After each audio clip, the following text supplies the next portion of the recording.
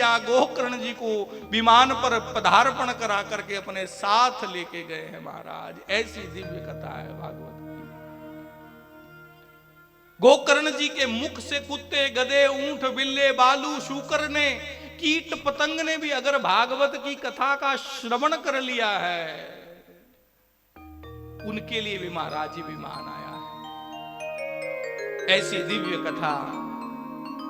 और ये 7 दिन के बाद आप धीर गंभीर होकर के कथा श्रवण कर रहे हैं, और अगर विमान कुराली में उतरने लग जाएंगे तो बताओ कौन कौन चढ़ के जाएगा?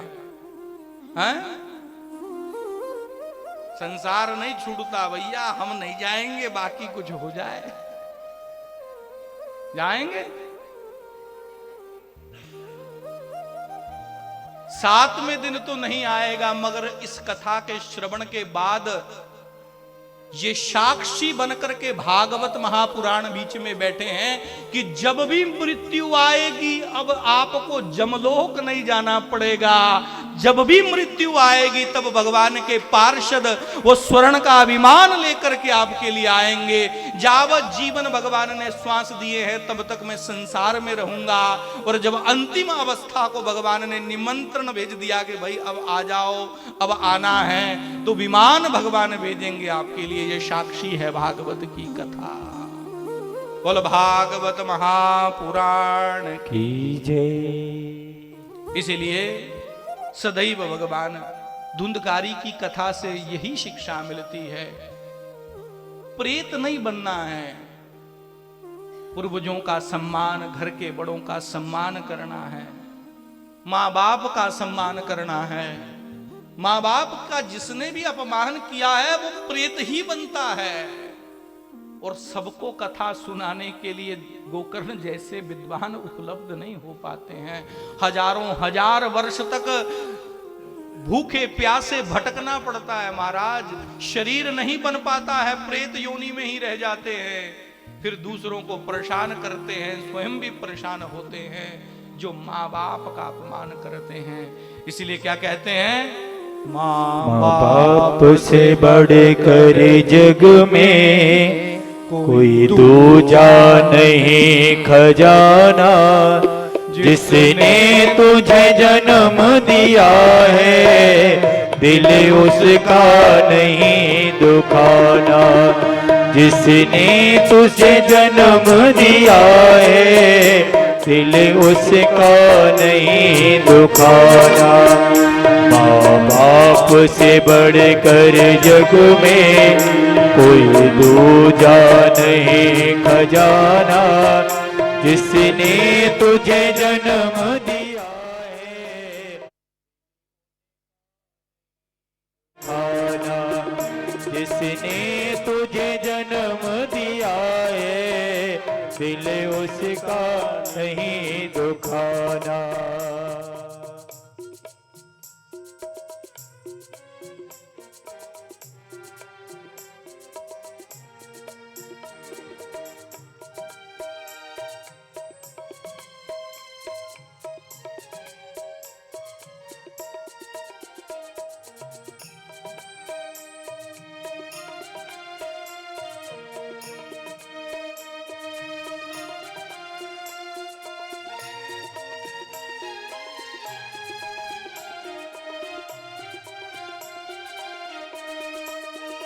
पहले तो माने तुझको 9 महीने पेट में ढोया। सीने का खून पिलाया जब वल्दे रोया। जब तू वल्दे रोया। बड़ा तरज है तुझ पर माँ का, बड़ा तरज है तुझ पर माँ का। धर्म है कलीज चुकाना। जिसने तुझे जन्म दिया है दिल उसका नहीं दुखाना। जिसने तुझे जन्म दिया है दिल उसका नहीं दुखाना। वो माँ बाप से बढ़कर जग में कोई दूजा नहीं खजाना। माँ बाप से बढ़कर जग में कोई दूजा नहीं खजाना। जिसने तुझे जन्म दिया है दिल उसका नहीं दुखाना। जिसने तुझे जन्म दिया है दिल उसका नहीं दुखाना।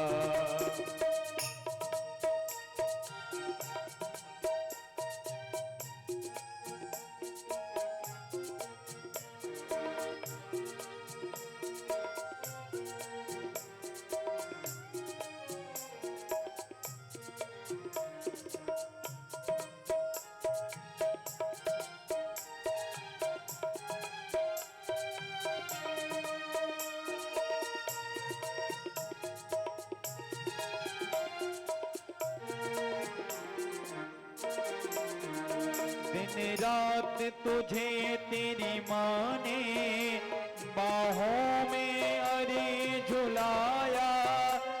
खुद गीले में माँ सोई सूखे में तुझे सुलाया। सूखे में तुझे सुलाया।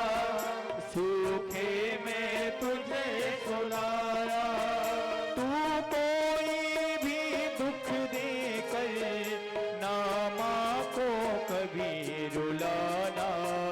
जिसने तुझे जन्म दिया है दिल उसका नहीं दुखाना।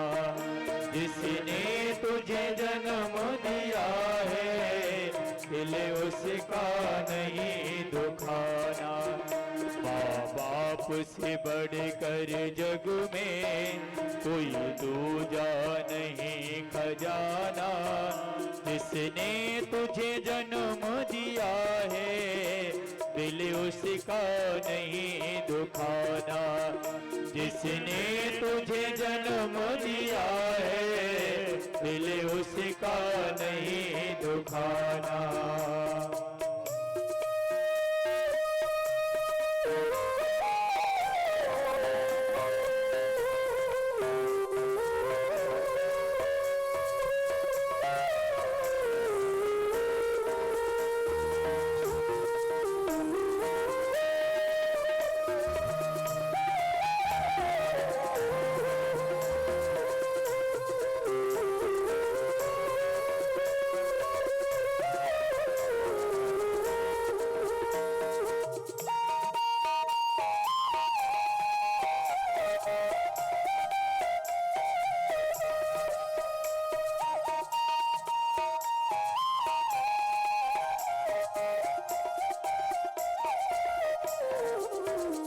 माँ बाप की शरण से बढ़कर कोई स्वर्ग नहीं है दूजा।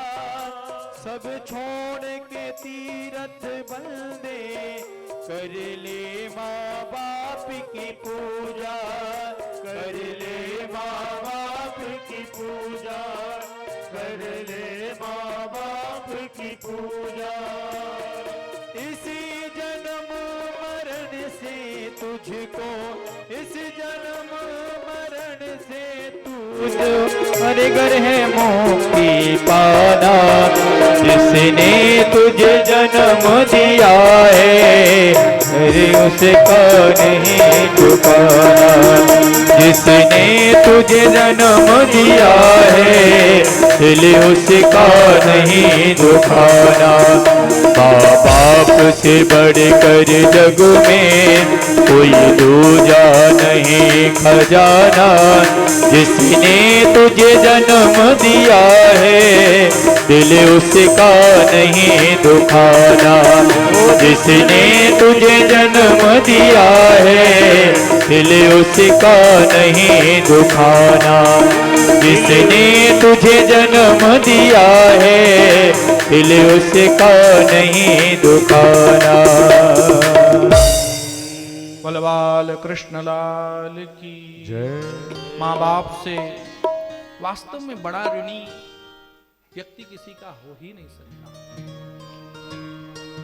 पुत्र होकर के भी अगर मां बाप को कष्ट देता है तो पुत्र होना ही कलंकित है।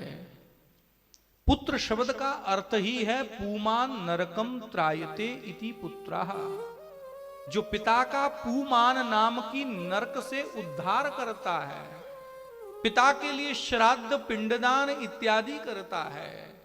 और पिता को चिता के ऊपर जब लेटते हैं तो कपाल क्रिया यानी वो बांस मार करके खोपड़ी फोड़ने का काम जो करता है, धनंजय प्राण जो निकलते हैं, वही पुत्र।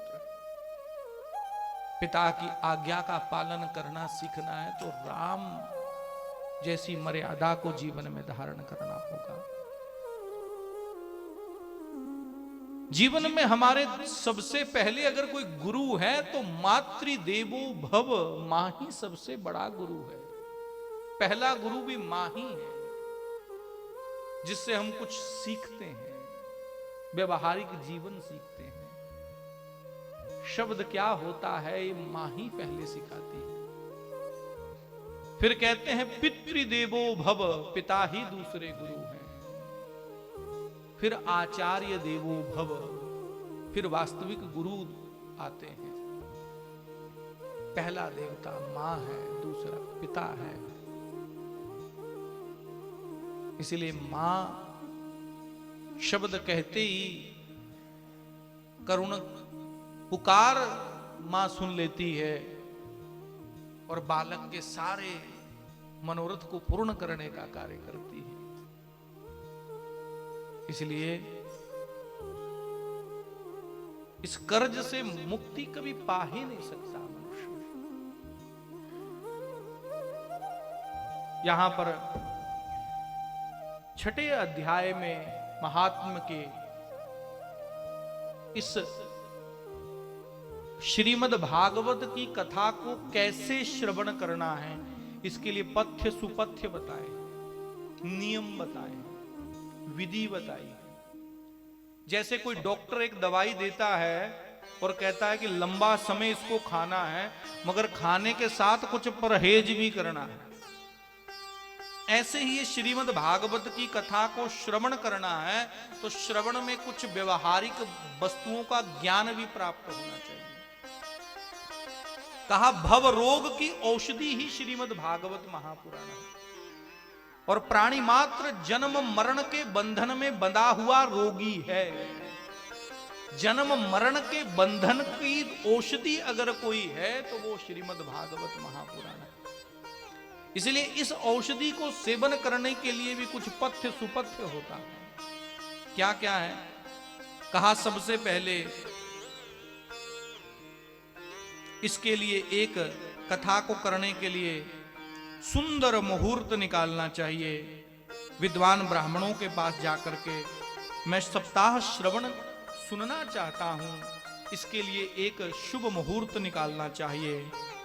मलमासे च शुक्रस्ते तथास्तम गुरुचंद्रयो गुरुवादित्यम क्षयतिथि सर्वदा परिवर्जयी।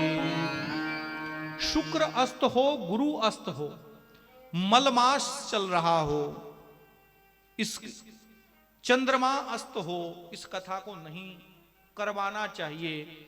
सकाम नहीं करवाना चाहिए, निष्काम भाव से कभी भी कर सकते हैं। जब कोई संकल्प लेता है कि मैं श्रीमद् भागवत महापुराण को कराने के लिए कल्प वृक्ष है, इस फल की आशा से करता हूं तो मुहूर्त शुद्ध होना चाहिए। भगवान की प्रीति के लिए सुनना चाहता हूं, भगवान के रंग में रंगना चाहता हूं, भगवान की कथाओं को सुनकर के रोमांचित होना चाहता हूं, भक्ति की वृद्धि हो जाए इसलिए सुनना चाहता हूं। फिर कोई समय की बंधन नहीं है।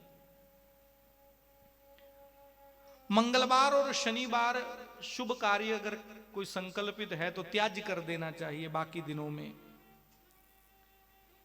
द्वादशी तिथि को कथा प्रारंभ नहीं करनी चाहिए। ऐसा मानते हैं कि द्वादश तिथि को ही लोमहर्षण जी का शरीर शांत हुआ था, इसीलिए उस दिन सूतक माना जाता है, तो इसलिए नहीं करनी चाहिए। ऐसे ऐसे करके बताया। सुंदर आसन बनाना चाहिए, सुंदर मंच बनानी चाहिए, सुंदर गद्दे पलंग लगा करके व्यास मंच बनाना चाहिए। एक सुयोग्य वक्ता, कुशल वक्ता का चयन करना चाहिए। 5 ब्राह्मण कम से कम होने चाहिए जो द्वादशाक्षर मंत्र का जाप और मूल पाठ करने वाले उपव्यास होंगे। संगीत भी बीच बीच में आपको नींद ना आ जाए तो इसलिए मां सरस्वती के उपासकों की आवश्यकता भी पड़ती है। लाइट की अच्छी व्यवस्था होनी चाहिए, साउंड तो बहुत आवश्यक अच्छा होना चाहिए, क्योंकि जितना मर्जी कुशल वक्ता हो आप तक बात पहुंचाने का माध्यम तो साउंड वाले ही कर सकता है। इसलिए साउंड भी ऐसी होनी चाहिए जो वक्ता का गला कम खींचे, नहीं तो सुना ही नहीं पाए तो क्या करेंगे। सारी अच्छी व्यवस्था, विवाह शादी की तरह उत्सव मनाना चाहिए, कलश यात्रा निकालनी चाहिए, निमंत्रण पत्र बनाना चाहिए, निमंत्रण पत्र में लिखना चाहिए हमारे परिवार ने, मेरे मन के अंदर जिज्ञासा हुई कि श्रीमद् भागवत महापुराण सप्ताह ज्ञान यज्ञ को सुनना है। यह भगवान की असीम अनुकंपा के आशीर्वाद से मेरे अंदर ये सद संकल्प जागृत हुआ है। इस शुभ तिथि को, इस शुभ मुहूर्त में, इस शुभ वक्ता से, परम पूज्य इन वक्ता से यह कथा इतनी तारीख को इतने बजे इतने समय में प्रारंभ हो जाएगी, ऐसा निमंत्रण पत्र बनाना चाहिए। वो निमंत्रण पत्र अपने मित्र बंधु बांधवों को, सखे संबंधियों को, रिश्तेदारों को, अड़ोसी पड़ोसियों को, पूरे शहर भर में देना चाहिए कि भैया श्रीमद् भागवत की कथा का अमृत बहने जा रहा है, आप पान करने के लिए जरूर आए। विवाह जैसा उत्सव होता है, ऐसे बीच बीच में उत्सव मनाने चाहिए।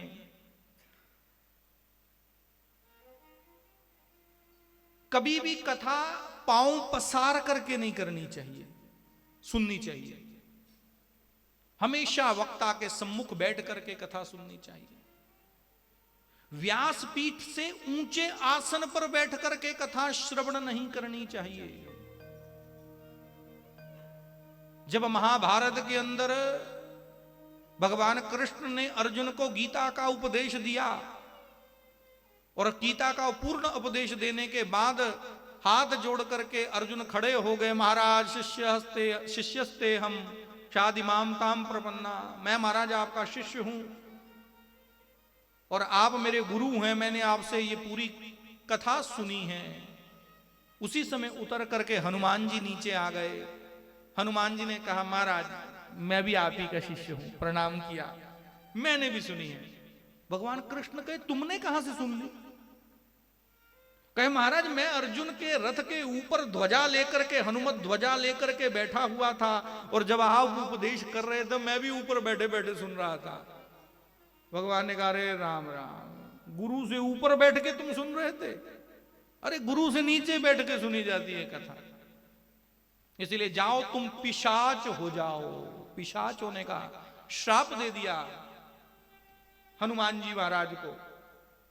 हनुमान जी ने कहा महाराज पिशाच तो हो जाऊंगा, आपका जो आप गुरु हैं, मैं शिष्य हूं, जो कहोगे वही होगा, अब आप ही बताइए कि मुक्त कैसे होऊंगा। तो भगवान कहते हैं कि तुम इसी गीता के ऊपर पिशाच भाष्य लिखो, व्याख्या लिखो गीता के ऊपर। हनुमान जी महाराज ने गीता के ऊपर व्याख्यान लिखा, उसका नाम है पिशाच गीता, पिशाच भाष्य। तो उससे मुक्त हो गए। इसीलिए कभी भी वक्ता से ऊपर बैठ करके कथा श्रवण नहीं करना चाहिए, दोष हो जाता है। जो पांव पसार करके वक्ता की ओर कथा सुनते हैं, वैसे तो अग्नि, वेद, ब्राह्मण, विद्वान, साधु के सामने पांव नहीं पसारना चाहिए, आयुहीन हो जाती है, वो मरने के बाद वृक्ष बनना पड़ता है। कभी नहीं पसारना चाहिए। ये नियम है छोटे छोटे, इसको पता होना चाहिए। अनेक नियम है, मैं बहुत सरलता से कह रहा हूं। कहा व्रत रख करके कथा सुननी चाहिए। कहा कौन सा व्रत? कहा कोशिश करो सिर्फ घी पी करके कथा सुनो और कुछ नहीं खाना 7 दिन में। कहा महाराज ब्लड प्रेशर हाई हो जाएगा, कलयुग है, सबको घी हजम नहीं होता। कहा कोई बात नहीं, एक समय फलाहार लेकर के भोजन करो, फलाहार लेकर के कथा श्रवण करो। महाराज अगर फलाहार से काम ना चले तो कहा फिर एक समय भोजन कर लो। कहा जी कोई अगर एक समय में भी भोजन से काम ना चले तो कहा फिर 2 समय करके सुन लो। कहा जी अगर 2 में भी कभी कभी भूख लग जाती है, मौसम परिवर्तन हो रहा है, तो कहा ठूस ठूस के यहां तक खाओ मगर कथा सुनो, जितना मर्जी खाओ मगर कथा श्रवण करो। कहा काक अपुष्पा काक वंद्याच वंद्याजाच मृतगर्भका स्ववद्गर्भाच जानारी तया श्राव्या प्रयत्नता। जिसे कोई रोग हो गया हो, क्षय रोगी हो, अभागा हो, संतानहीन हो, पापी हो, मोक्षाविलासी हो, उसे कथा श्रवण करनी चाहिए। जिस स्त्री को मासिक धर्म ना आता हो उसे कथा नियम से सुननी चाहिए।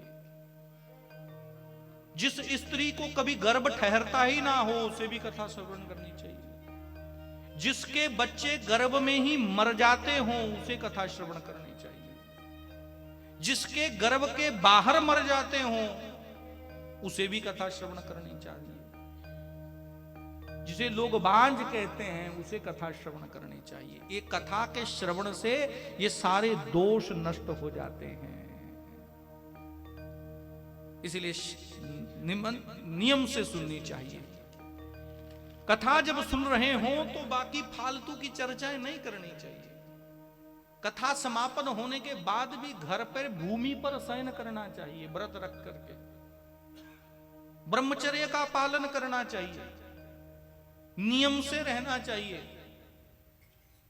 व्रत रख करके नियम से भूमि शयन करके कथा जो श्रवण करता है उसे कथा का पूर्ण फल प्राप्त हो जाता है। फिर भी अगर कोई भागवत की कथा का पूर्ण आशीर्वाद चाहता है तो कथा में दान, उसको भी फल मिलता है।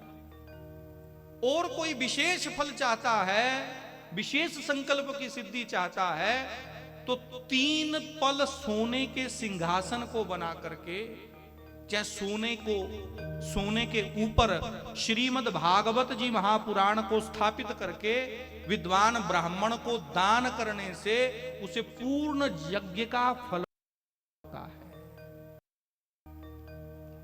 ऐसा अनेक नियम बताए। शुभ मुहूर्त में अच्छे वक्ता से अच्छे वस्त्र पहन करके, अच्छे श्रृंगार करके, सौभाग्यवती स्त्रियों को पूर्ण श्रृंगार से पति के साथ बैठ करके कथा श्रवण करनी चाहिए। आने जाने वाले अतिथियों का सत्कार करना चाहिए। संत वृंद कथा में आएंगे उनका भी सम्मान करना चाहिए। ब्राह्मणों को प्रचुर मात्रा में धन दे करके विदा करना चाहिए, आदि आदि करके बताए। इसीलिए कहते हैं, ये बात कह ही रहे थे कि उसी समय सभा के बीच में 16 वर्षीय योगेश्वर सुखदेव जी शनै शनै भागवत के पद्यों को गाते गाते उच्चारण करते करते वहां आ गए। निगम कल्पतरोर गलितम फलम सुख मुखाद्रव संयुतम पिबत भागवतम रसमालयम मुहुरहो रसिका विबाबुका। सुखदेव जी महाराज ने उपदेश किया, सबने सत्कार किया, मंच दिया बैठने के लिए, कुछ आशीर्वचन करने के लिए कहा, तो यही कहते हैं, निगम कल्पतरोर गलितम फलम सुख मुखाद्रव संयुतम पिबत भागवतम रसमालयम मुहुरहो रसिका भुवि बाबुका। ये निगम कल्प वृक्ष का फल है, वेद रूपी कल्प वृक्ष का फल है, पूर्ण रसमय है, कोई छिलका गुठली खट्टा फीका नहीं है। शुक का मुख लगा हुआ है, यानी तोते का मुख लग जाए जिसको वो मीठा ही होता है। इसलिए कहते हैं स्वर्गे सत्ये च कैलाशे वैकुंठे नास्त्ययं रसः अतः पिबतु सद्भाग्या मामुंचित करहचित। स्वर्ग में, कैलाश में, वैकुंठ में ये भागवत की कथा नहीं होती महाराज। भागवत की कथा मात्र और मात्र इस पृथ्वी लोक पर भारत खंड में ही होती है। भारत में ही मुख्य फल है इसका। इसीलिए अगर वैकुंठ भी मिल जाएगा तो वहां समाधि में बस भगवान का चिंतन ही करते रहना पड़ जाएगा। कैलाश में जाएंगे तो वहां भी निर्गुण ब्रह्म की समाधि में जाकर के लग जाएगी आपकी। स्वर्ग में जाएंगे तो अप्सराओं का नाच ही देखते रह जाएंगे। मगर पृथ्वी लोक, मातृलोक में जब आएंगे तो यहां पर ही यह श्रीमद् भागवत की कथा का रसस्वादन होता है। इसीलिए बार बार पीते रहना चाहिए महाराज। कहा कब तक पिए? कहा जब तक चिता तक नहीं पहुंच जाते हैं तब तक पीते रहना चाहिए। ऐसा करके कहा।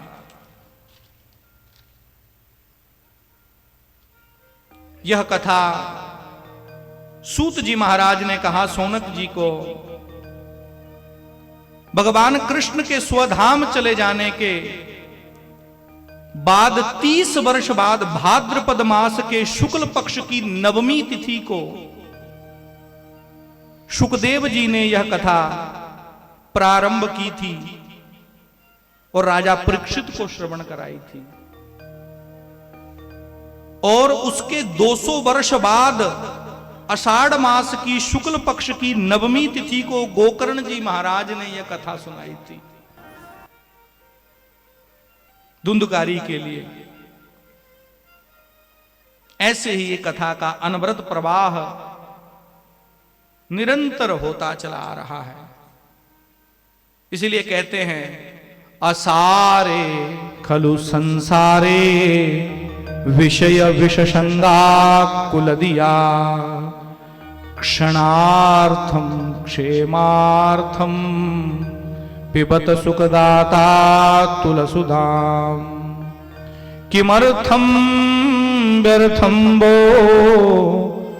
ब्रजत कुपथे कुत्सित कथे परीक्षित साक्षिया श्रवणगत मुक्त्योक्ति कथने। असार संसार में क्यों पड़े हुए हो? विषय विष जैसा पान कर रहे हो और व्यर्थ के समय को व्यतीत कर रहे हो। दूसरे की चुगली निंदा स्तुति गान करके ही व्यस्त जीवन बीत जा रहा है। क्षणार्धम क्षेमार्धम, एक क्षण, 2 क्षण, 3 क्षण निकालिए अपने जीवन में से और वो कथा, कुत्सित कथा को त्याग करके भगवान की हरि की कथा के साथ अपने हृदय को लगाने का प्रयास करिए। इस कथा के साक्षी राजा परीक्षित हैं जिन्होंने 7 दिवस में मुक्ति को अपने हाथ में दासीवत प्राप्त कर लिया था। इसलिए क्यों व्यर्थ की कुत्सित कथाओं में मन लगाए हुए हो? आदि आदि करके ये परम सुंदर संहिता श्रीमद् भागवत महापुराण 12 स्कंद हैं जो वेद शास्त्रों का सार है। इनके एक एक श्लोक पर वेद मंत्रों की ऋचाओं का सूक्ष्म से सूक्ष्म सार निहित है। इसलिए इसमें अपना मन लगाएंगे तो निश्चित रूप से पार हो जाएंगे। ये बात कर ही रहे थे कि भगवान नारायण उस सभा मंडप के बीच में प्रकट हो जाते हैं और प्रहलाद जी महाराज प्रकट हो गए, साथ में सुखदेव जी महाराज भी प्रकट हो गए हैं। सब लोग उद्घोष करने लगे, जय हो हरि महाराज की जय हो, गोविंद की जय हो। सब लोग नाच गान नृत्य करने लगे। गोविंद मेरो है, गोपाल मेरो है, गोविंद मेरो है, गोपाल मेरो है, श्री बांके बिहारी नंदलाल मेरो है। श्री बांके बिहारी नंदलाल मेरो है। ओ श्री बांके बिहारी नंदलाल मेरो है। श्री बांके बिहारी नंदलाल मेरो है। ओ गोविंद मेरो है, गोपाल मेरो है, गोविंद मेरो है, गोपाल मेरो है। ओ गोविंद मेरो है, गोपाल मेरो है, गोविंद मेरो है, गोपाल मेरो है। ओ श्री बांके बिहारी नंदलाल मेरो है। बांके बिहारी नंदलाल मेरो है। ओ श्री बांके बिहारी नंदलाल मेरो है। बांके बिहारी नंदलाल मेरो है। ओ श्री बांके बिहारी नंदलाल मेरो है। श्री बांके बिहारी नंदलाल मेरो है। ओ गोविंद मेरो है, गोपाल मेरो है, गोपाल मेरो है, गोविंद मेरो है, गोपाल मेरो है, गोविंद मेरो है, गोपाल मेरो है। ओ श्री बांके बिहारी नंदलाल मेरो है। बांके बिहारी नंदलाल मेरो है। ओ श्री बांके बिहारी नंदलाल मेरो है। श्री बांके बिहारी नंदलाल मेरो है। ओ श्री बांके बिहारी नंदलाल मेरो है। श्री बांके बिहारी नंदलाल मेरो है। ओ गोविंद मेरो है, गोपाल मेरो है, गोविंद मेरो है, गोपाल मेरो है, गोविंद मेरो है, गोपाल मेरो है, गोविंद मेरो है, गोपाल मेरो है, गोविंद मेरो है, गोपाल मेरो है, गोविंद मेरो है, गोपाल मेरो है, गोविंद मेरो है, गोपाल मेरो है, गोविंद मेरो है, गोपाल मेरो है, गोविंद मेरो है, गोपाल मेरो है। बलबांके बिहारी लाल की जय। आइए श्रीमद् भागवत महापुराण की संहिता के अंदर प्रवेश करें। प्रथम स्कंद में वेद व्यास जी महाराज ने सर्वप्रथम मंगलाचरण किया है। मंगल है आचरण जिसका, उसी का मंगलाचरण किया जा सकता है। मंगल आचरण जिसका होता है उसका गुणगान करना मंगलाचरण है। मंगल निर्विघ्नता की निशानी है। किसी भी धर्म ग्रंथ को, किसी भी कार्य को करने से पहले मंगलाचरण करना चाहिए, क्योंकि श्रेयांशी बहु विघ्नानि। कोई भी अच्छा कर्म करने जाते हैं तो उसमें अनेक प्रकार के विघ्न आ जाते हैं।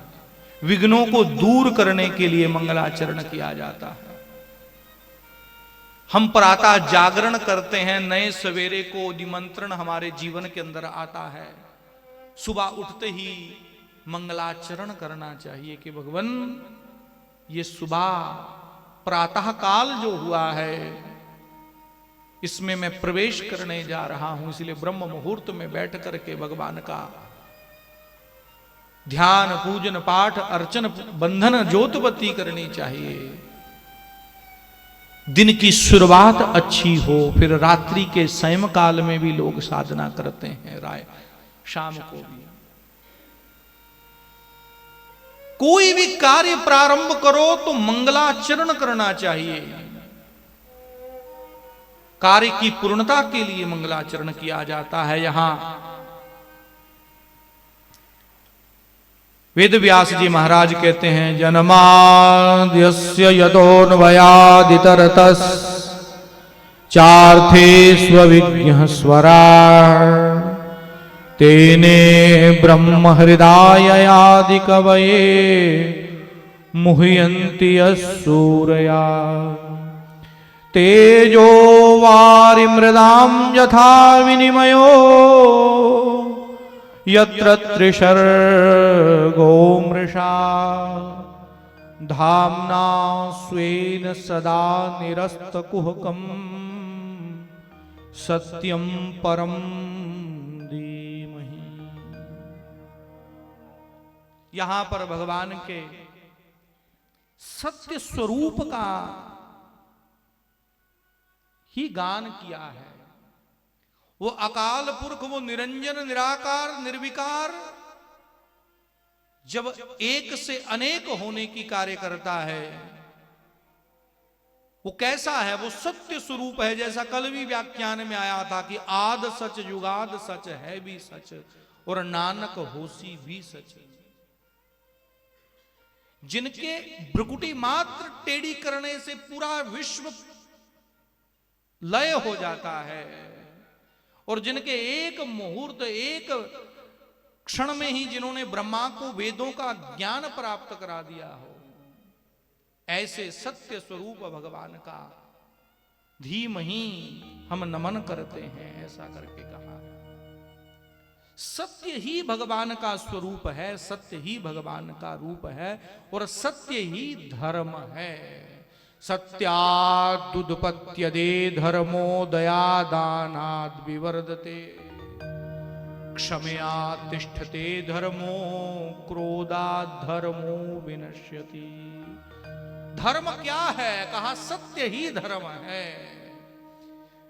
सत्य बराबर तप नहीं, झूठ बराबर पाप, जिनके हृदय में सांच है, इनके हृदय प्रभु आप। वो निराकार निर्विकार निरंकार जब स्वरूप में भान होता है तो उसे हम कृष्ण कहते हैं, राम कहते हैं, शंकर कहते हैं। उसी स्वरूप को यहां सत्य स्वरूप में माना है। एकम सद विप्रा बहुधा वदंती, सत्य एक ही है, मगर अनेक लोगों ने उसे अलग अलग रूपों में व्याख्यानित किया है। विषय बड़ा गंभीर है कि मनुष्य को कितने देवी देवताओं की, लोग कहते हैं ना हिंदू देवी देवता बहुत है, कुछ तो एक को मानते हैं, कुछ एक में ही चलते हैं। क्रिश्चियनों का देवता एक, मुसलमानों का देवता एक, हमारे 33 करोड़ देवी देवता है। किसको माने किसको ना माने? मैं कहता हूं कि 33 करोड़ पंथ हैं, 33 करोड़ मार्ग हैं, जो सनातन धर्मियों ने भगवान के प्राप्ति के मार्ग खोज के रखे हैं। बाकियों के पास तो एक ही मार्ग है, हमारे पास 33 करोड़ मार्ग हैं ईश्वर को प्राप्त करने के लिए। महाराज कल इस पे चर्चा करेंगे, विषय लंबा हो जाएगा। सत्य स्वरूप की यहां पर वर्णन किया है। कुछ लोग कहते हैं कि सत्य क्यों कहा? कृष्ण को कह सकते थे, राम को कह सकते थे, देवी को कह सकते थे, शंकर को कह सकते थे, हनुमान जी को कह सकते थे, गणपति को कह सकते थे। अगर सत्य ना कह करके देवी देवताओं के नाम लेते तो भैया इनके तो फिर लोग इनके उपासक कहते हैं नहीं नहीं, ये तो शंकर वालों का है, ये तो गणपति वालों का है, ये तो कृष्ण वालों का है, ये तो राम वालों का है, हमारा नहीं। ये नाम है भगवान के अलग अलग स्वरूपों के। रूप तो भगवान का एक ही है, वो सत्य स्वरूप है, वो निर्विकार है, निरंकार है, अकाल पुरुष है। वही जब अकाल पुरख स्वरूप धारण करता है तो वो यशोदा के पुत्र कृष्ण बन करके आ जाते हैं। जब इस सृष्टि का नाश करना होता है तो शंकर रुद्र रूप धारण करके आ जाते हैं। जब पालन करना होता है तो ब्रह्मा बन करके आ जाते हैं। वो किसी बंधन के बहकावे में नहीं है। हम बंधन में बंधे हैं माया के, उनको कोई बंधन नहीं है। स्वतंत्र सत्ता के मालिक हैं, निरंकार अकाल पुरुष। वो सगुण भी है, साकार भी है, निरंकार भी है। कैसे?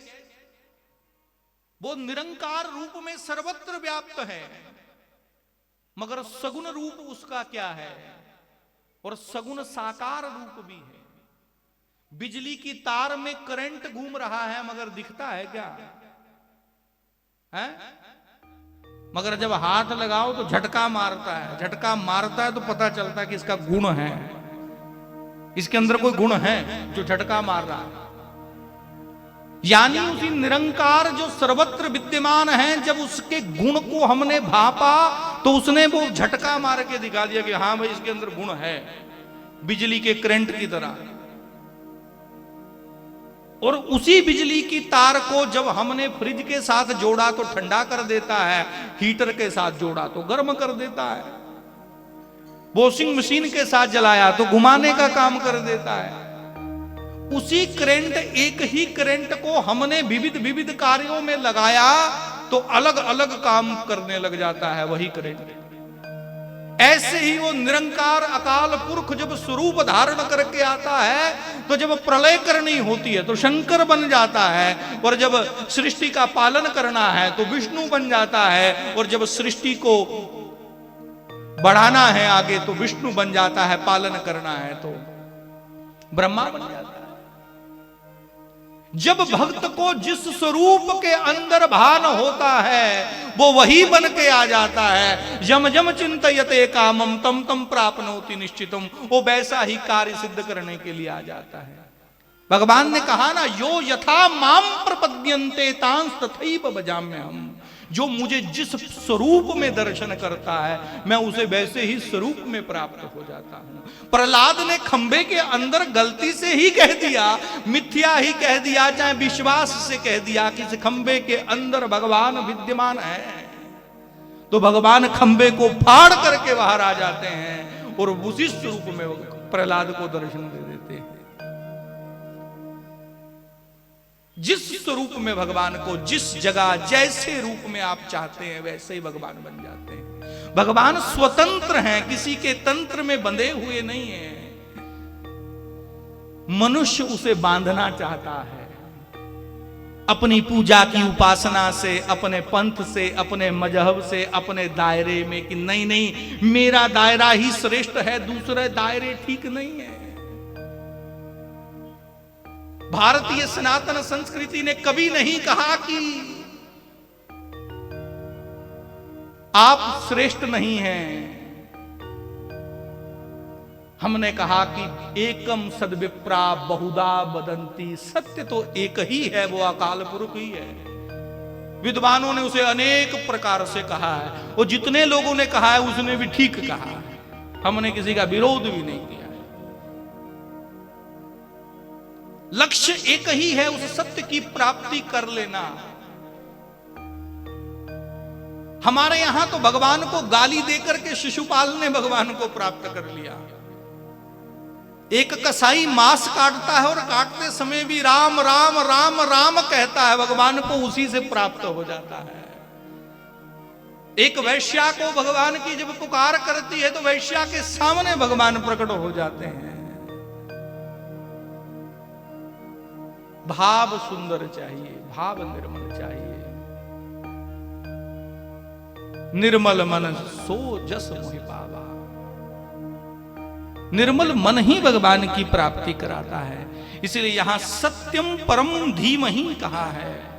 हम सभी उसी सत्य के स्वरूप को मानते हैं, जो सत्य परिणीत होकर के विविध देवताओं का रूप धारण करके हमारे कार्य की सिद्धि के मनोरथ को पूर्ण करता है।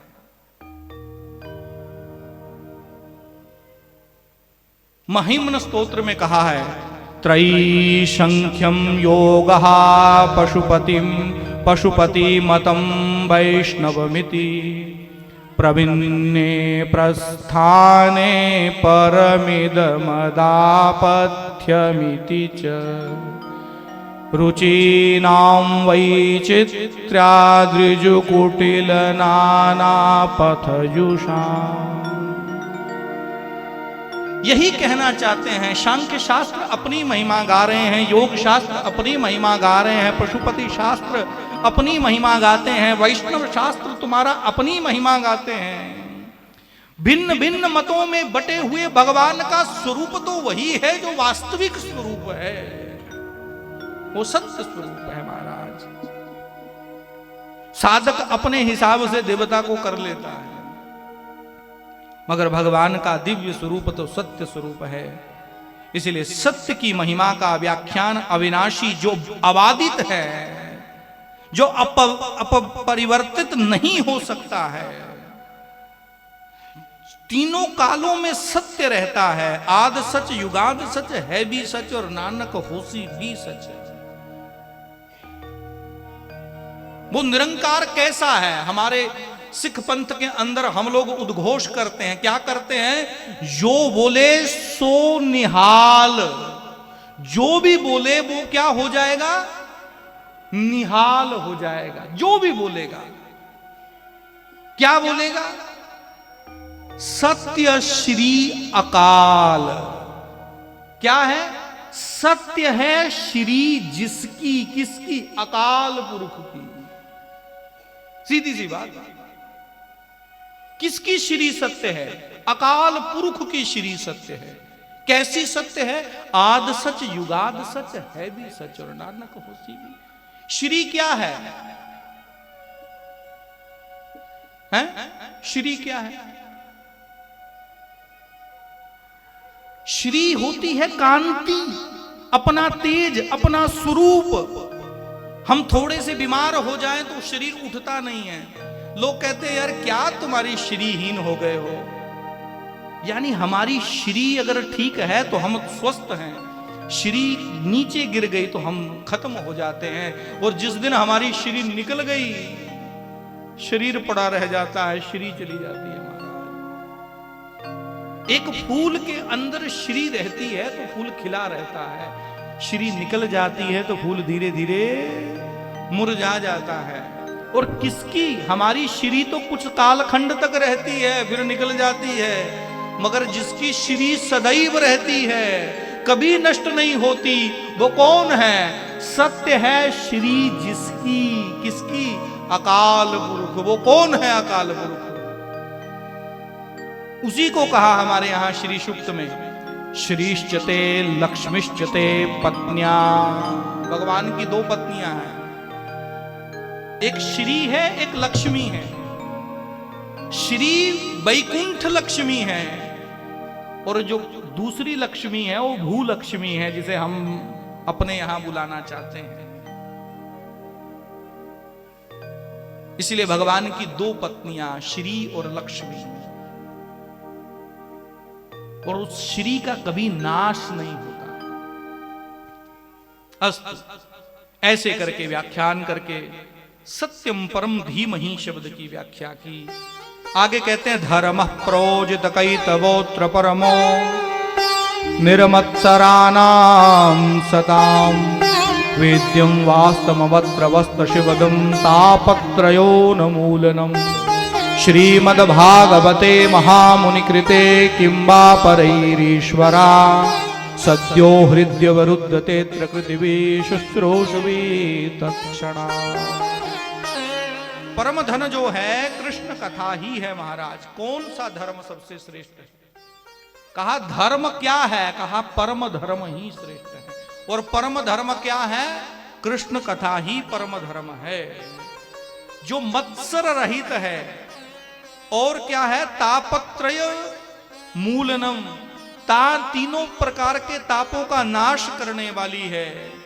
ऐसी श्रीमद् भागवत पुराण की कथा महामुनि द्वारा की हुई, हमेशा इसका शुश्रूषवी तत्क्षणात्, इसका हमेशा श्रवण करना चाहिए, वर्णन करना चाहिए। हमेशा ये कल्याण करने वाली है, तीनों प्रकार के तापों को नष्ट करने वाली है। इसीलिए इसको पढ़ना, सुनना, जानना, यही परम कल्याण है, यही परम धर्म है, यही प्रोजित धर्म, यही कहा गया है। फिर कहते हैं निगम कल्पतरोर गलितम फलम सुखमुखाद मृत द्रव संयुतम पिबत भागवतम रसमालयम मुहुरहो रसिका भुविभावुका। निगम नाम है वेद का, और उस वेद रूपी कल्प वृक्ष का पका हुआ फल जो है वो श्रीमद् भागवत महापुराण है। तो कहा फिर क्या करे? कहा पिबत भागवतम, पियो। कहा फल को पिया जाता है? फल को तो खाया जाता है। कहा नहीं नहीं, फल वही खाया जाता है जिस फल के अंदर गुठली छिलका होता है, इसमें कोई छिलका नहीं है, कोई गुठली नहीं है। कहा फिर खट्टा हो सकता है? कहा नहीं नहीं, खट्टा नहीं है। कहा कैसे पता? शुक मुखाद्रव संयुतम, तोते का मुख लगा हुआ है, तोता उसी फल को चोंच मारता है जिस फल में सबसे मीठा फल होता है। इस फल को किसने सबसे पहले गाया? शुकदेव मुनि ने गाया है। शुकमुख है, इसीलिए परिपक्व है। पियो, कहा कब तक पियो? कहा मुहुर हो रुसिका भुवि बाबुका, बार बार पियो, बार बार पियो, पीते रहिए, ऐसे रस में डूब जाइए। ऐसा श्रीमद् भागवत महापुराण है। इसको नैमिषारण्य के अंदर सौनक सुख संवाद चल रहा है।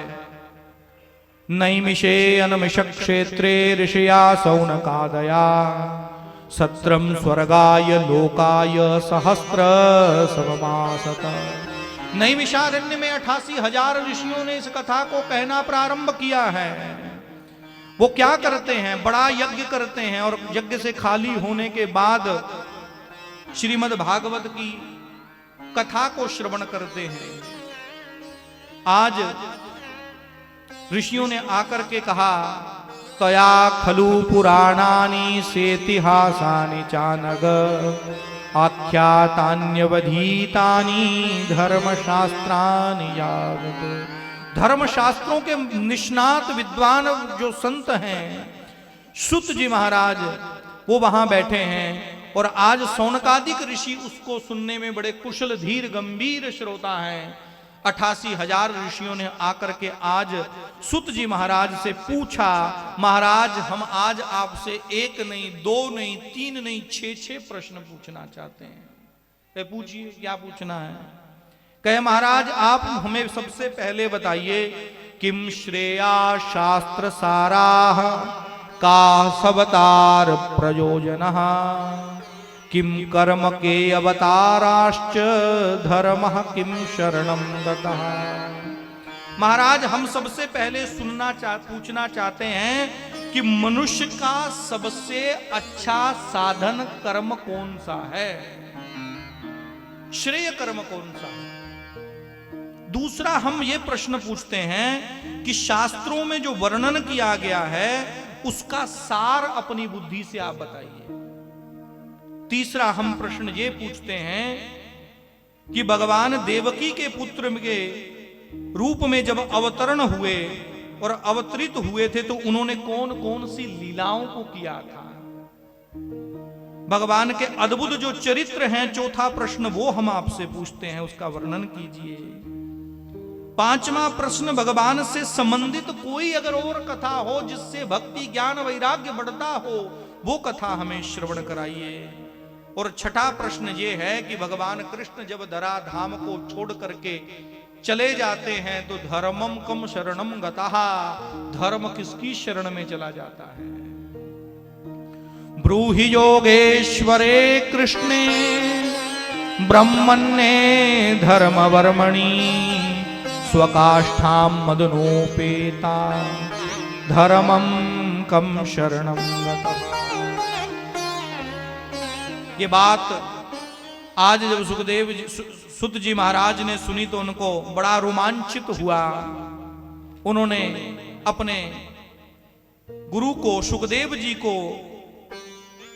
स्मरण किया, उनका मंगलाचरण किया। यहां सौनकादिक ऋषियों ने पूछ लिया कि महाराज ये सुखदेव मुनि कौन है, किसके पुत्र है, कैसे इन्हें ज्ञान प्राप्त हुआ।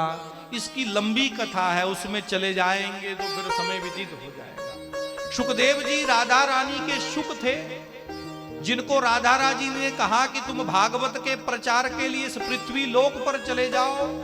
उन्होंने कहा मैया पृथ्वी लोक पर माया पकड़ लेती है, मैं माया में जकड़ना नहीं चाहता हूं। राधा रानी आशीर्वाद करती हैं तुम्हें माया नहीं जकड़ेगी, तुम चले जाओ भागवत धर्म का प्रचार करो। वही सुखदेव मुनि अमरनाथ की गुफा में शंकर पार्वती संवाद में जब शंकर पार्वती आपस में, पार्वती कहती है कि पतिदेव मुझे अमर कथा सुनाओ, वही अमर कथा सुनाओ जिसे सुनकर आप कभी मरते नहीं और मुझे बार बार मरना पड़ता है। भगवान शंकर कहते हैं देवी बड़ी बार सुनाने की कोशिश की, कभी भरद्वाज मुनि के आश्रम प्रयागराज में ले गया, कभी कैलाश पर, मगर तुम बीच में सुनती नहीं, हटकर बैठती हो। नहीं नहीं आप मुझे कथा सुनाइए, वही कथा सुनाइए। वही कथा के प्रभाव से टूटा हुआ अंडा जो कथा सुन रहा था, विगलित पड़ा हुआ बर्फ की चोटी पर अंडा फूट चुका था, बच्चा मर चुका था। कथा के प्रभाव से वो जुड़ जाता है, फिर नाचने लगता है। दूसरे दिन की, तीसरे दिन की कथा में, 7वें दिन की कथा में तो मैया को नींद आ गई, मैया सो गई, तो यही सुखदेव तोते का बच्चा ऊं कर करके आवाज दे रहा होता है। जब कथा समाप्त हो गई, शंकर भगवान ने उद्घोष किया, बोले बाल कृष्ण लाल की जय। जैसे ही उद्घोष किया, मैया की नींद खुल गई। मैया ने कहा पतिदेव, जब स्वामी जब वो उद्धव और कृष्ण संवाद हो रहा था, फिर भगवान कृष्ण ने उद्धव को क्या कहा? भगवान शंकर कहे क्या कहा? क्या कहा मतलब? कथा तो समाप्त हो गई। अरे कथा समाप्त हो गई तो कौन सुन रहा था? कौन सुन रहा था कथा? फिर जब इधर उधर देखा तो पीछे, गुफा के पीछे एक वही विगलित पड़ा हुआ जो अंडा था, पूरा हो चुका था, तोता बन चुका था, छोटा सा सुग्गा बच्चा बन चुका था। पीछे अधिकारी ना होते हुए कथा सुनी है। कथा सम्मुख होकर के सुननी जाती है। अमर कथा की चोरी की है, इसलिए शंकर बाबा को क्रोध आ जाता है और क्रोध आने के बाद त्रिशूल निकाल लेते हैं। अरे तुमने अमर कथा की चोरी की है, अनाधिकार से कथा सुनी है, तुमने धोखे से कथा को पिया है, इसीलिए मैं तुम्हें जीवित नहीं छोड़ूंगा। डरने लग गया वो सुग्गे का बच्चा, थर थर कांपने लगा। बड़ा थर थर कांपते कांपते वहां से अपने नव कोमल पंखों से उड़ान बढ़ता है। हिमालय से उड़ते उड़ते उड़ते उड़ते बद्रिकाश्रम पहुंच जाता है। बद्रिकाश्रम में वेद व्यास ऋषि का आश्रम है, सम्याप्राश नाम का। उनकी पत्नी तारा अपने बाल सुखा रही थी। अचानक जम्बाई आई, सुग्गे का बच्चा मुख के रास्ते अंदर घुस गया और पेट में चला गया। शंकर भगवान त्रिशूल लेकर के घूम रहे हैं, कहां गया कहां गया अमर कथा का चोर। व्यास ऋषि के आश्रम में आए। व्यास ऋषि जी ने पूछा, आज देखा शंकर बाबा को प्रणाम किया, बाबा आज मेरी कुटिया में कैसे आए? बाबा क्रोध में है, हट जाओ, मेरा शत्रु तुम्हारे आश्रम में घुसा है। महाराज कौन मेरा आपका शत्रु मेरे आश्रम में घुस गया? अरे उसने अमर कथा को पिया है, मैं उसे जिंदा नहीं छोड़ूंगा। अनाधिकार से अमर कथा को पिया है उसने। व्यास जी कहते हैं बाबा आप भोले हैं, इसीलिए आपको लोग बड़ा भोला कहते हैं, भोले हैं आप। कहे भोले हैं क्या मतलब होता है? कहे जिसने अमर कथा पी ली उसे आप क्या मार पाओगे बाबा? जो अमर हो गया है उसे कौन मार पाएगा?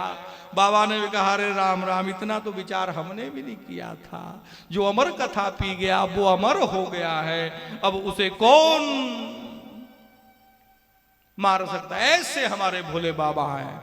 महादेव महादेव महादेवेति यो बदेत, एकेन लभते मुक्ति द्वाभ्याम शंभुर्णी भवे। एक बार महादेव कह दीजिए, एक बार महादेव मुक्त कर देते हैं व्यक्ति को। महादेव कहने से ही मुक्त कर देते हैं। और कहा इस श्लोक में तो 2 बार और कहा है। कहा 2 बार जो कहा है ना, इसमें तो भगवान शंकर कर्जदार हो गए हैं आप। महादेव महादेव महादेवेति यो बदेत, एकेन लभते मुक्ति द्वाभ्याम शंभुर्णी भवे। ऐसे भोले हैं हमारे शंकर, झट से मान जाते हैं महाराज। एक व्यक्ति था, राम जी का बड़ा भक्त था, विष्णु भक्त था। रोज विष्णु मंदिर जाता, रोज विष्णु मंदिर जाता, अगरबत्ती चढ़ाता, धूप लगाता, ज्योत करता।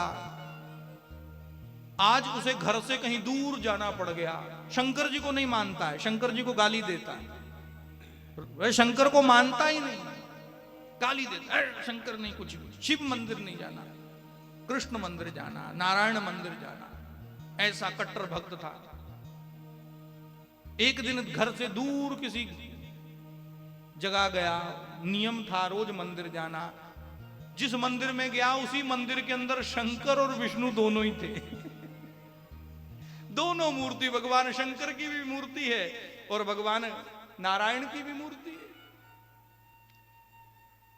अब बरसों से ये नारायण का भक्त है, शंकर को देख के चिढ़ गया, अरे मेरे देवता के सामने इसकी मूर्ति, मगर क्या करूं, पूजा तो करनी है नारायण की। इसलिए अगरबत्ती जलाने लगा, तो उसे भान हो गया कि यहां शंकर भी बैठे हैं, ये भी सुगंध खींच लेंगे। इसलिए रुई निकाल करके दोनों नाक में डाल दी, पहले नाक में डाल दी। जैसे ही नाक में रुई डाली, भगवान शंकर मूर्ति से प्रकट हो गए। प्रकट होने के बाद कहा, वाह, मैं आज तुम्हारी भक्ति से बड़ा प्रसन्न हुआ हूं, मांग लो जो कुछ मांगना है। उसने कहा, अरे मैंने तो आपको बुलाया नहीं, मैंने आपकी कोई भक्ति नहीं की, मैंने आपकी कोई सेवा नहीं की, मैं आपको मानता भी नहीं, आप फिर भी प्रकट हो गए। कहे हाँ। कहे कैसे? कहे भाई, तुमने नारायण के भक्त हो, मैं मानता हूं, मगर आज जब तुमने मेरे नाक में रुई घुसेड़ी तो तुम्हें ये कहीं ना कहीं विश्वास था कि मैं भी सुगंध खींच सकता हूं। बस यही विश्वास की भक्ति से मैं प्रकट होकर के तुम्हें आशीर्वाद देने आया हूं कि तुमने माना तो मेरा भी अस्तित्व है। बस इसी से प्रीत जाते हैं। आइए भगवान शंकर का एक दिव्य भजन। भोलेनाथ से निराला कोई और नहीं, भोलेनाथ से निराला कोई और नहीं, ओ शंभोनाथ से निराला कोई और नहीं, भोलेनाथ से निराला कोई और नहीं, ओ कोई और नहीं, कोई और नहीं, कोई और नहीं, कोई और नहीं, ओ भोलेनाथ से निराला कोई और नहीं, भोलेनाथ से निराला कोई और नहीं।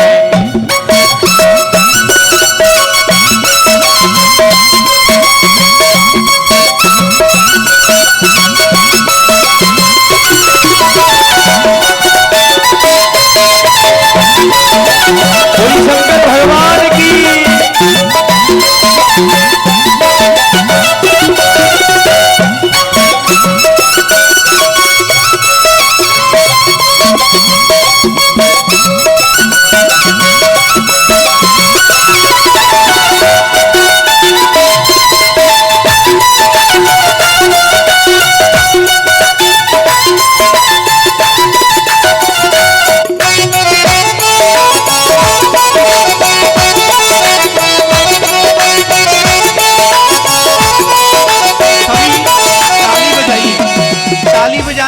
ब्लड प्रेशर ठीक रहता है, शरीर के दोनों अंग आपस में जुड़े रहते हैं, आपस में संवाद रहता है इन शरीर के अंगों का, करंट दोनों तरफ पास होता है। धीरे धीरे सर हिलाते रहिए, जो ताली बजाता है उसके पाप नीचे गिरने लग जाते हैं और जो नहीं बजा रहा था उसके ऊपर सवार हो जाते हैं। इसीलिए ताली सब बजाइए भैया, ताली जो नहीं बजाएगा उसके ऊपर पाप दूसरे के जो गिर रहे होंगे वो चढ़ते जाएंगे। ताली में कोई कंजूसी नहीं। शिव का डमरू डम डम बोले, अगम निगम के भेदिए खोले, शिव का डमरू डम डम बोले, अगम निगम के भेदिए खोले, शिव का डमरू डम डम बोले, अगम निगम के भेदिए खोले, शिव का डमरू डम डम बोले, अगम निगम के भेदिए खोले, डमरू बजाने वाला डमरू बजाने वाला कोई नहीं,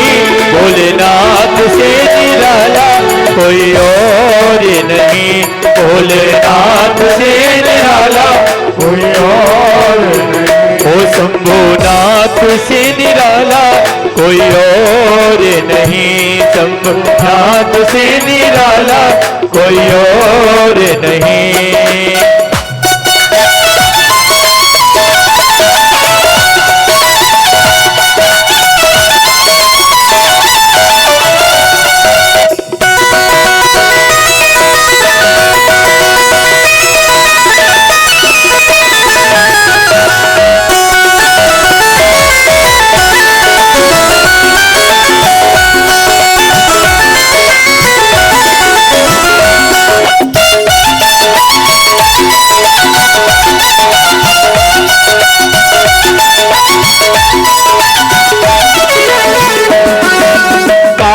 जब जब करवट बदले पाप चमकते अगले पिछले, आया जब जब करवट बदले पाप चमकते अगले पिछले, आया जब जब करवट बदले पाप चमकते अगले पिछले, आया जब जब करवट बदले पाप चमकते अगले, तेरे पापों को मिटाने वाला, पापों को मिटाने वाला कोई नहीं, भोलेनाथ से निराला कोई और नहीं, भोलेनाथ से निराला कोई और नहीं। ओ कोई और नहीं, कोई और नहीं, कोई और नहीं, कोई और नहीं, ओ भोलेनाथ से निराला कोई और नहीं, भोलेनाथ से निराला कोई और नहीं, ओ शंभुनाथ से निराला कोई और नहीं, शंभुनाथ से निराला कोई और।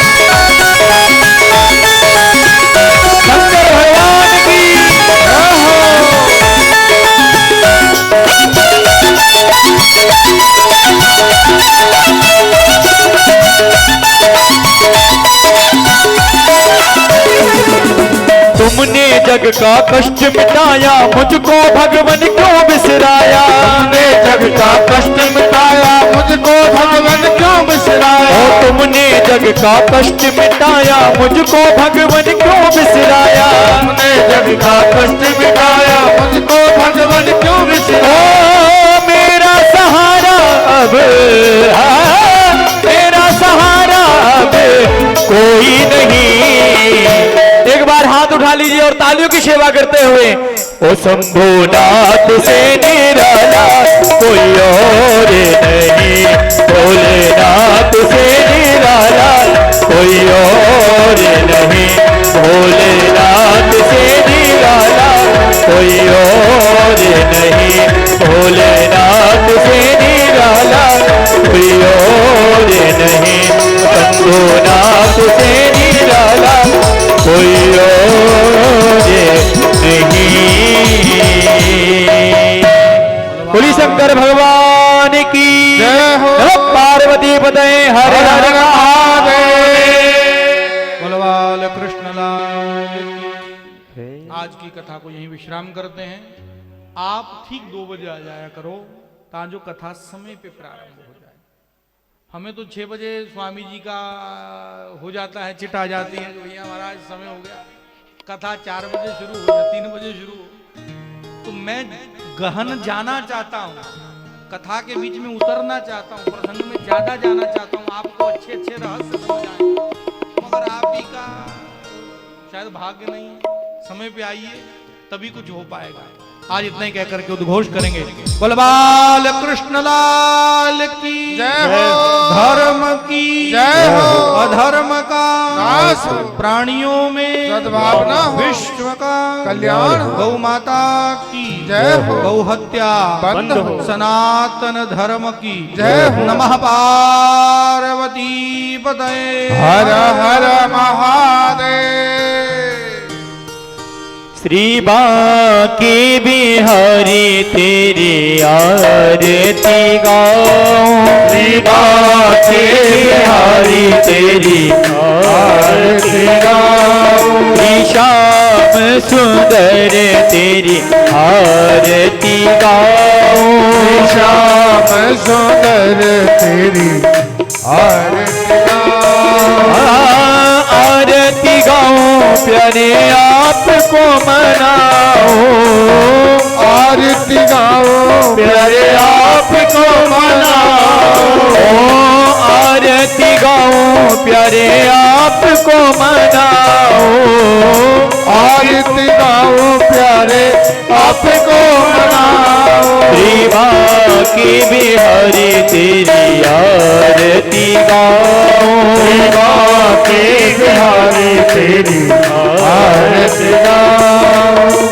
मोरी मुकुट तेरे शीश पे सोहे, मोरे मुकुट तेरे शीश पे सोहे, ओ प्यारी बनसी मेरो मन मोहे, प्यारी बनसी मेरो मन मोहे, ओ बनसी पे मैं भले भले जाऊं, बांके बिहारी तेरी आरती गाऊं, चरणों से निकली है गंगा प्यारी, चरणों से निकली है गंगा प्यारी, ओ जिसने सारी दुनिया तारी, ओ जिसने सारी दुनिया तारी, ओ उन्हें चरणों में शीश नवाओ,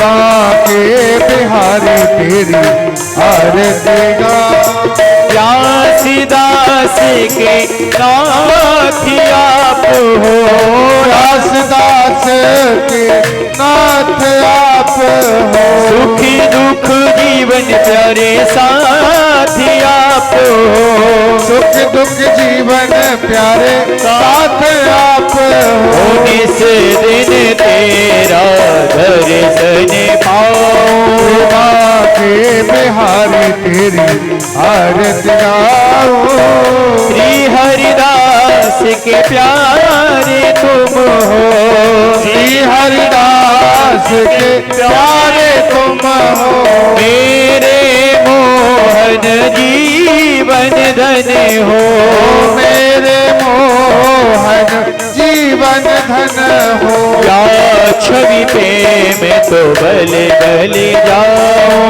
बांके बिहारी तेरी आरती गाऊं, ओ श्री हरिदास के प्यारे तुम हो, श्री हरिदास के प्यारे तुम हो, ओ मेरे मोहन जीवन धन हो, मेरे मोहन जीवन धन हो, निस दिन तेरा दर्शन पाऊं, बांके बिहारी तेरी आरती गाऊं, ओ संग सोहे वृषभारी दुलारी, संग सोहे वृषभारी दुलारी, ओ ललिता विशाखा सखियां प्यारी, ललिता विशाखा सखियां प्यारी, ओ प्यारी छवि को अपने मन में बसाओ, बांके बिहारी तेरी आरती गाऊं, ओ आरती गाऊं प्यारे आपको मनाओ, आरती गाऊं प्यारे आपको मनाओ, ओ आरती गाऊं प्यारे आपको मनाओ, आरती गाऊं प्यारे आपको मनाओ, ओ नंदी झुके लाला तेरी आरती गाऊं, बांके बिहारी तेरी आरती गाऊं, परिपूरी गौरहूँ करुणावतारम, संसार सारम ओ सदा बसंत में प्यारा मिलते, ओ त्वमेव माता जपता त्वमेव, त्वमेव बंधु सखा त्वमेव, त्वमेव विद्या द्रविणं त्वमेव, त्वमेव सर्वो मम देव देव, त्वमेव सर्वो मम देव। हरे कृष्ण कृष्ण कृष्ण हरे हरे, हरे राम राम राम राम हरे हरे। ओ हरे कृष्ण कृष्ण कृष्ण हरे हरे। हरे राम राम राम हरे हरे। ओ हरे कृष्ण कृष्ण कृष्ण हरे हरे। हरे राम राम राम हरे हरे। ओ हरे कृष्ण कृष्ण कृष्ण हरे हरे। हरे राम राम राम हरे हरे।